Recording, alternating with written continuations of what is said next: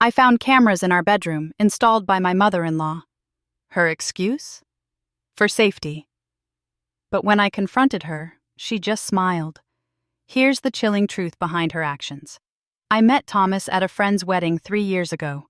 We hit it off instantly, and within a year we were engaged. Our wedding was a small, intimate affair, just how we wanted it.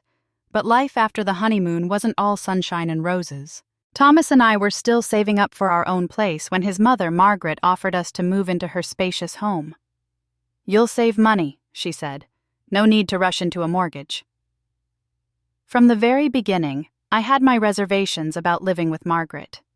She had always been overly involved in Thomas's life, showing up unannounced during our dating days, calling multiple times a day, and making comments about how Thomas used to be so happy before he met me. But Thomas always brushed it off. "That's just how she is," he'd say. "She loves me, and she wants the best for me." We moved in, and from day one, Margaret made sure I knew whose house it was. It started small. She'd walk into our bedroom without knocking, often catching me in the middle of changing. "Oops, didn't realize you were in here," she'd say, feigning surprise. Her comments were odd, to say the least. "A strong marriage needs consistency," she'd say. "A man should never go to bed frustrated." Or she'd make remarks about how women these days don't understand how to take care of their husbands. I told Thomas about how her behavior was making me uncomfortable. He rolled his eyes. "She's just old-fashioned," he'd say. "You'll get used to it." But I never did. Then came the rules. No locked doors. "I should know where you are at all times," Margaret declared. Dinner was at 6 p.m. sharp, no exceptions. If I broke one of her rules, there were passive-aggressive guilt trips. "This is my house," she'd say. "I just asked for one thing." Living under her roof felt suffocating, like I was constantly being watched and judged. Thomas acted like I was overreacting, which only made me feel more isolated in my own discomfort. I should have left then, but I didn't. I tried to be the perfect wife, ignoring Margaret's controlling behavior, hoping that things would improve. But they only got worse. One evening, after a long day at work, I came home earlier than usual. Thomas and Margaret were out, giving me some rare alone time in the house. I went to our bedroom to change out of my work clothes, and as I was taking off my sweater, something caught my eye. A small, blinking red light on the smoke detector above our bed. My heart skipped a beat. I tried to rationalize it. Maybe it was a faulty alarm, or perhaps the battery was dying. But something felt off. I grabbed a chair, climbed up, and unscrewed the cover of the smoke detector. My hands were shaking as I revealed what was inside. A tiny camera. I nearly dropped it. My stomach twisted into knots. I tore through the room, searching for more.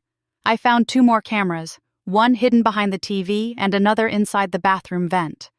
The realization hit me like a ton of bricks. Someone had been watching us, and I knew exactly who it was.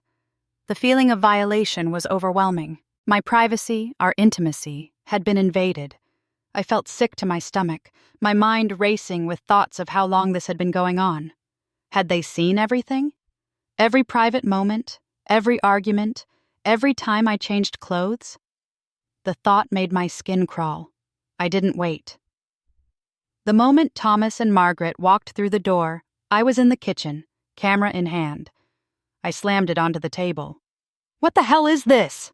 I demanded, my voice trembling with anger and fear. Margaret barely glanced at it before she smiled, a chilling, unsettling smile. "I just need to make sure my son is happy," she said, as if that explained everything. My body went cold, my vision blurred. "What did you just say?" I asked, my voice shaking. Margaret sighed as if I was being dramatic. "I had to be sure you weren't making him miserable," she said, her tone condescending. "Miserable? You mean to tell me you've been spying on us in our bedroom?" I could feel my pulse pounding in my ears.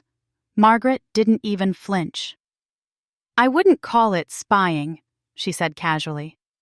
And then I turned to Thomas, hoping, praying that he'd be just as horrified as I was, that he'd grab the cameras, throw them in Margaret's face, and tell her to get the hell out of our lives. Instead, he shrugged.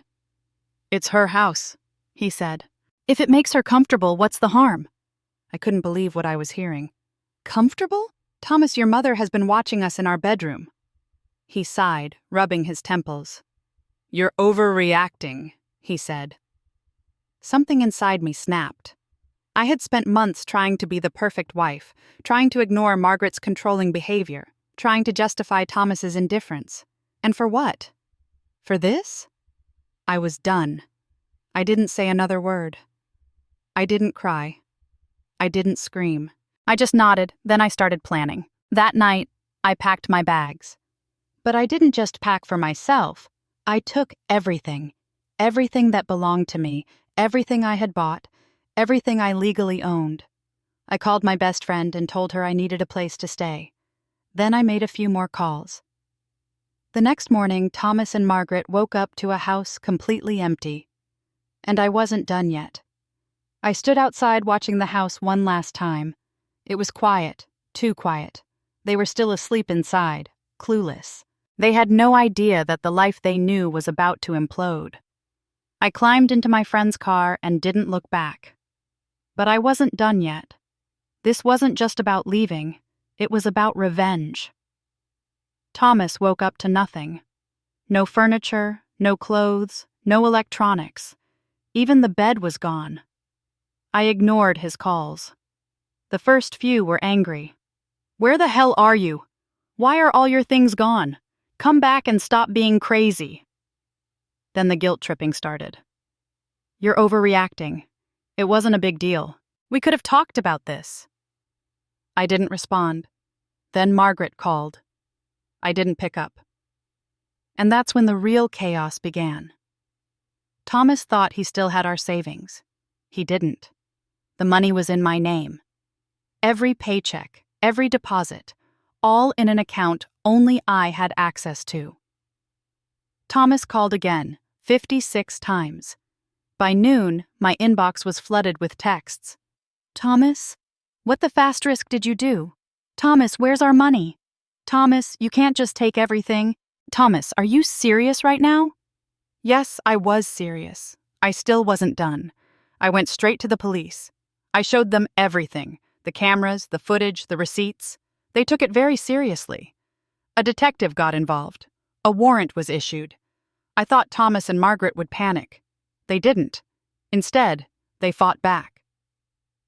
2 days later, I got served with legal papers.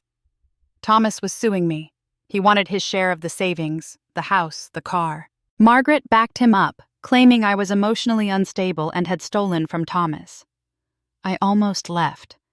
They had no idea what was coming because while they were trying to take me down, I was already 3 steps ahead. The confrontation was inevitable, and when it happened, it was as if time stood still. Thomas and Margaret walked through the door, their faces a mix of confusion and anger. I slammed the camera onto the table. What the hell is this? I demanded, my voice shaking with a mix of fear and rage. Margaret barely glanced at it before she smiled, a chilling, unsettling smile. I just need to make sure my son is happy, she said, as if that explained everything. My body went cold, my vision blurred. What did you just say? I asked, my voice trembling. Margaret sighed as if I was being dramatic. I had to be sure you weren't making him miserable, she said, her tone condescending. Miserable? You mean to tell me you've been spying on us in our bedroom? I could feel my pulse pounding in my ears. Margaret didn't even flinch. I wouldn't call it spying, she said casually. And then I turned to Thomas, hoping, praying that he'd be just as horrified as I was. That he'd grab the cameras, throw them in Margaret's face, and tell her to get the hell out of our lives. Instead, he shrugged. It's her house, he said. If it makes her comfortable, what's the harm? I couldn't believe what I was hearing. Comfortable? Thomas, your mother has been watching us in our bedroom. He sighed, rubbing his temples. You're overreacting, he said. Something inside me snapped. I had spent months trying to be the perfect wife, trying to ignore Margaret's controlling behavior, trying to justify Thomas's indifference. And for what? For this? I was done. I didn't say another word. I didn't cry. I didn't scream. I just nodded. Then I started planning. The legal battle was long and grueling. Thomas and Margaret threw everything at me, but I had the evidence. The footage from the cameras was damning. It showed not just the invasion of privacy, but also Margaret's comments, her constant interference, and Thomas's indifference to my discomfort. The judge saw through their claims of my emotional instability and theft. The court ruled in my favor. I got to keep the savings, the car, and even a portion of the house's value, given my contributions to the household. Thomas and Margaret were ordered to pay for my legal fees.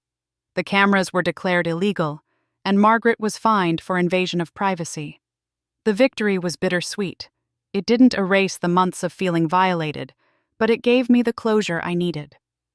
I moved out of state, far away from Thomas and Margaret. I started anew, in a small apartment that was mine alone. The first few weeks were hard. I felt like I was starting over, but this time with a sense of freedom I hadn't known before. I got a new job, made new friends, and slowly began to rebuild my life. Therapy helped. I talked about the betrayal, the control, and the invasion of privacy. I learned to set boundaries, to trust again, but cautiously. I also learned that my worth wasn't tied to being the perfect wife or daughter-in-law. I was enough just as I was. Thomas tried to reach out a few times. Apologies, excuses, promises of change. I didn't respond. I had moved on. Margaret sent a letter, claiming she was just looking out for her son, but I saw it for what it was, another attempt at control. I shredded it without a second thought. Years passed, and I found love again, this time with someone who respected my space, my privacy, and my autonomy. We built a life together, one where we both had our own identities, our own lives, and our own space. We never moved in with either of our parents, and we made sure to keep our relationship healthy and balanced. Looking back, the ordeal with Thomas and Margaret was a dark chapter, but it taught me invaluable lessons about self-respect, boundaries, and the importance of standing up for oneself. I had been through hell, but I came out the other side stronger, wiser, and ready to live life on my terms. Years later, after I had settled into my new life, I received an unexpected call. It was Thomas. His voice was different, softer, with a hint of regret. He told me his mother had passed away. The news didn't evoke the anger or resentment I once felt. Instead, it brought a sense of closure. He asked if we could meet, just to talk. I hesitated but agreed. We met at a quiet cafe, away from our old haunts. Thomas looked older, the weight of the past few years etched into his face. He apologized, sincerely this time. He admitted he had been blind to his mother's behavior, that he had failed me as a husband. He had gone through therapy, learned about boundaries, and realized how much he had hurt me. I listened, not out of a desire to rekindle anything, but to understand. He told me how Margaret's passing had been a wake-up call, how he had seen her controlling nature for what it was. He understood now why I had left, why I had taken everything, and why I had fought so hard in court. We talked for hours. It wasn't about forgiveness or reconciliation in the romantic sense. It was about understanding, about acknowledging the past, and about moving forward. Thomas had changed, and I could see it. He wasn't the man I had married, but he was someone who had grown from his mistakes. He asked if I could ever forgive him. I told him I had already forgiven him, not for him, but for myself. Holding on to anger and resentment had only weighed me down. I had moved on, and I was happy. He nodded, a sad smile on his lips, and thanked me.